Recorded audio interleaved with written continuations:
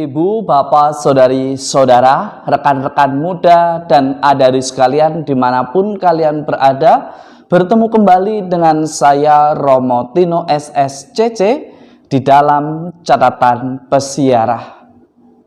Di dalam perjalanan kehidupan sebagai seorang yang mengenal Tuhan yang adalah kasih, sikap rendah hati mestinya selalu menjadi semangat dan dasar hidup kita. Dan mestinya ketika mengalami kebimbangan dan kebingungan, kita membawanya di dalam doa sebagaimana Tuhan kita Yesus Kristus mengajarkan kepada kita semua. Doa adalah cara yang ampuh untuk membuat kita semakin dimurnikan dan bijaksana di dalam setiap keputusan yang kita ambil di dalam perjalanan persiaran hidup kita. Sebelum kita mendengarkan permenungan dari catatan pesiarah, marilah kita membuat tanda kemenangan Kristus. Dalam nama Bapa dan Putera dan Roh Kudus. Amin. Allah Bapa yang Maha Pengasih, rahmat pengampunan-Mu senantiasa kami terima.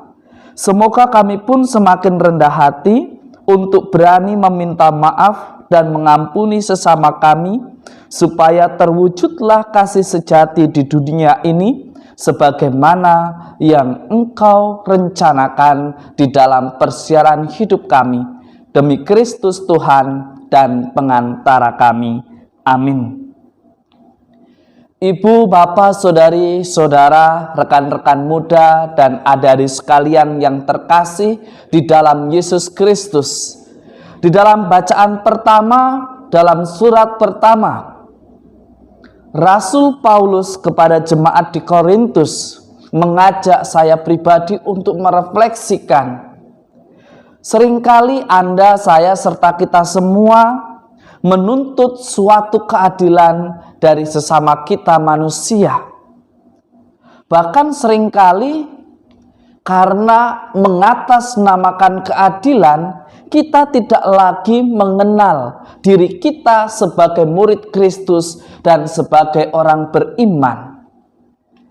Bahkan seringkali kita berteriak tentang keadilan, tetapi kita memakai kacamata yang salah, yaitu kita menggunakan ambisi kita dan keinginan kita untuk dipandang sebagai pribadi yang paling benar. Maka hari ini Anda dan saya serta kita semua diajak untuk memiliki hati yang penuh pengampun dan senantiasa siap sedia serta rela mengampuni sesama kita. Karena ketika kita berteriak tentang keadilan atas perbuatan salah orang lain atau atas perbuatan salah kita yang meminta ingin diperhatikan karena kita melakukan di bawah kendali kita atau kita dalam keadaan emosi ini dan itu, hari ini kita diingatkan kembali bahwa sebagai pribadi yang mengenal Tuhan dan mengaku diri sebagai orang yang beriman, ia harus berani mengampuni dan memaafkan agar ia pun mampu berlaku adil. Itulah yang dikatakan oleh Paulus di dalam suratnya yang pertama kepada jemaat di Korintus. Ingatlah bahwa Tuhan kita, sebagaimana Mazmur hari ini dikatakan, Tuhan itu baik kepada semua orang tanpa terkecuali, baik yang berlaku baik maupun yang pernah melakukan kejahatan tetapi mau mengubah dirinya dalam pertobatan yang sejati. Ingat bahwa Tuhan kita pengasih dan penyayang, panjang sabar dan besar kasih setianya. Tuhan itu baik kepada semua orang, penuh rahmat terhadap segala yang dijanjikannya. Maka mestinya kita sebagai orang yang beriman senantiasa bersikap rendah hati dan adil. Percayalah, bagi Anda, saya, serta kita semua yang mau memberi diri kita disucikan, Anda, saya, serta kita semua telah dikuduskan. Kita telah dibenarkan dalam nama Tuhan Yesus Kristus dan dalam Roh Allah kita. Asalkan kita senantiasa mencari kebenaran yang sejati. Orang yang mengenal Tuhan, dia tidak akan mudah direpotkan dengan perkara-perkara kecil yang mestinya bukan Anda atau saya atau kita semua yang terlibat. Seringkali karena kita ingin dipandang sebagai pribadi yang paling tahu, pribadi yang paling berpengaruh, pribadi yang memiliki kekuatan atau superpower, akhirnya hal-hal yang ramah temeh, yang kecil-kecil, yang mestinya bukan urusan, kita seolah-olah ingin terlibat. Tetapi tanpa kita sadari, kita sudah menunjukkan keangkuhan dan membunuh mereka semua yang memiliki keinginan untuk terlibat di dalam kehidupan bersama. Seringkali tanpa sadar kita berteriak keadilan, tetapi kita melakukan sesuatu yang tidak adil hanya karena tidak ingin orang lain dianggap benar, karena tidak ingin orang lain berani terlibat melebihi dari apa yang kita miliki. Pada hari ini pun Yesus mengajarkan Anda dan saya serta kita semua bahwa doa adalah cara terampuh yang kita miliki sebagai orang beriman di saat kita tidak mampu membuat suatu keputusan yang besar dan bijaksana. Ketika kita mengalami keraguan-raguan di dalam membuat keputusan dalam persiaran hidup kita. Yesus memberikan teladan kepada Anda, saya, serta kita semua. Ketika kita tidak mampu, maka biarkanlah Sang Pencipta yang menjadi andalan hidup kita membantu kita untuk memecahkan persoalan di dalam bimbingannya.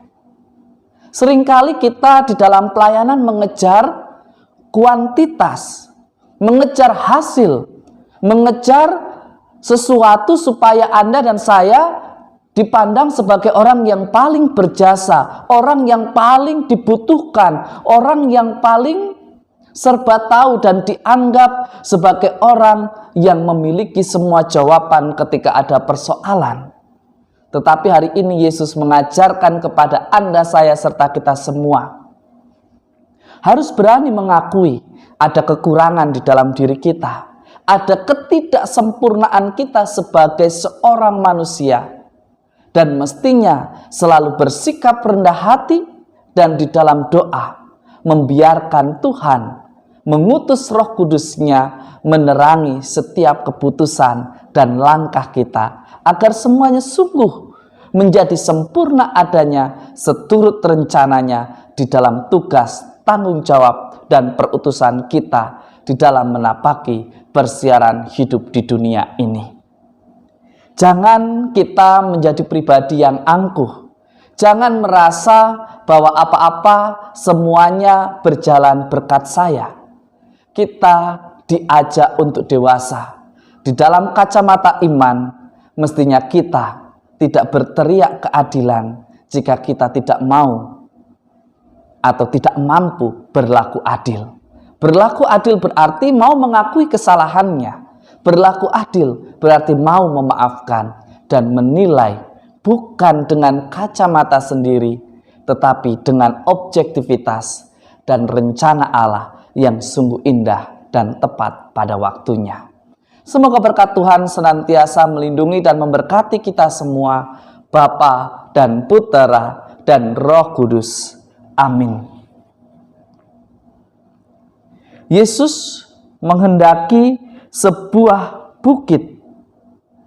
Dia pergi mendaki sebuah bukit untuk berdoa. Ia berdoa kepada Allah agar ia tidak salah memilih ke-12 rasulnya.